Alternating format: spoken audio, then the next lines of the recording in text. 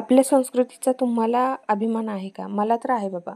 आता बघा, मी जी काय माहिती सांगणार आहे ते तुम्हाला माहिती आहे का ते बघा. श्रावणात येणारे सण म्हणजे नागपंचमी, दहीहंडी हे सण वातावरणात खूप पाऊस किंवा दमट हवामान यामुळे व्हायरल इन्फेक्शन, सर्दी, खोकला हे रोग येतात. इम्युनिटी कमी होते, संसर्ग होतो. त्यामुळे पावसाळा म्हणजे डॉक्टरांचा मित्र असतो. मग शरीरातील हा चिकटपणा कशामुळे कमी होतो हे माहिती आहे का तुम्हाला? तर आपल्या आयुर्वेदाने किती छान शोधून काढले आहे की हा पदार्थ खाल्ला म्हणजे ज्वारीच्या लाह्या सण पण साजरे होतात आणि आरोग्याची पण काळजी घेतली जाते. आपल्या संस्कृतीने किती छान सांगड घातली आहे बघा. म्हणजे आरोग्याची पण आणि सणाची सांगड. त्यामुळे आपल्या संस्कृतीचा तर मला खूप अभिमान आहे. पावसाळ्यात अग्निमंद झालेला असतो, त्यामुळे भूक पण भागते. तर चला आपण ह्या लाह्या पाहूया. बाकीची माहिती मी थोड्या नंतर सांगते मध्ये. आता मी इथे काय केले, 2-3 ग्लास पाणी घेतले आणि लाह्यासाठी मला जी कोवळी म्हणतात अशी ज्वारी ती काय नाही आहे.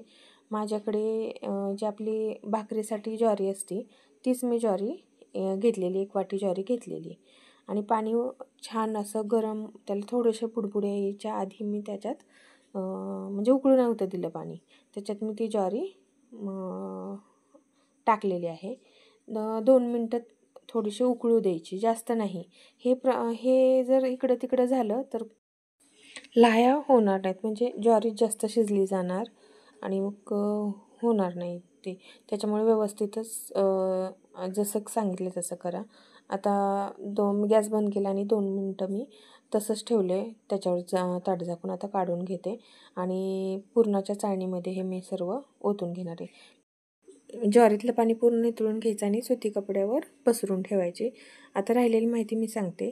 जर तुम्हाला जळजळ होत असेल, शुगर असेल, चरबी कमी करायची असेल, वजन कमी करायचं असेल, तर हा पदार्थ खूप फायद्याचा आहे. म्हणजे ह्या लाह्या खूप फायद्याच्या आहेत की तुम्ही 2 जेवणाच्या मध्ये ह्या लाह्या खाऊ शकता. त्यामुळे अजून तुम्हाला काही जर माहिती हवी असेल तर तुम्ही कमेंटमध्ये विचारू शकता.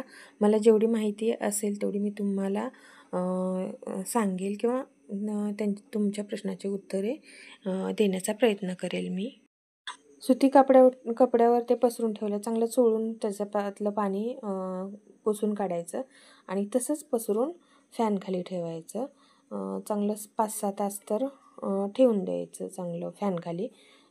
त्यातलं पाणी पूर्ण सुकून जाईल असं. आणि त्याच्यानंतर मग एका ताटात काढून रात्रभर मग परत फॅनखाली ठेवायचं, पण एका ताटात काढून ठेवायचं. तो सकाळपर्यंत छान वाळली जाते.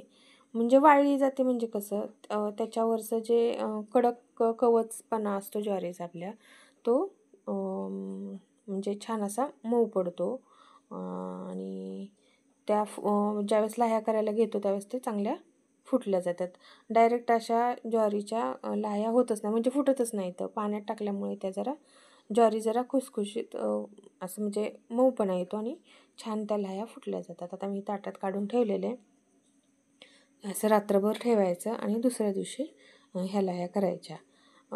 हे प्रमाण मात्र म्हणजे मी जे सांगितले तसं करा.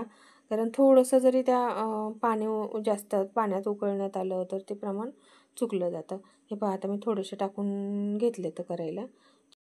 आता लाह्या छान फुटायला लागलेल्या. आता या टायमाला त्याच्यावर काहीतरी झाकण ठेवायचं. मी कढईवर ताट झाकून ठेवणार, कारण काय होतं आहे, त्या लाह्या पूर्ण फुटून बाहेर पडल्या जातात, म्हणजे फुटल्या जातात आणि त्या बाहेर पडतात. त्याच्यामुळे झाकून ठेवायच्या, त्या आतल्या आतच फुटल्या जातात. पहिल्यांदा गॅस फुल करायचा, त्याच्यानंतर मध्यम करायचा, हळूहळू कमी जास्त करायचं. तुम्ही सुरुवातीला थोडं टाकून पाहून ते प्रमाण तुम्ही करू शकता. आणि अशा बघा माझ्या लाह्या झालेल्या आहेत. खूप छान झालेल्या होत्या. खूप माहिती सांगायची असते पण वेळ कमी किंवा खूप मोठा व्हिडिओ होतो, मग पाहायला पण कंटाळतात सर्वजण. त्याच्यामुळे थोड्याच वेळेत मला बरीच माहिती सांगायची असते.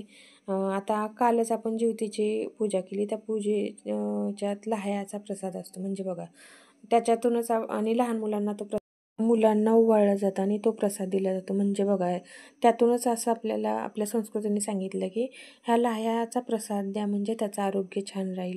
म्हणजे एक जीवती माता रक्षण करते असं दाखवलेलं आहे.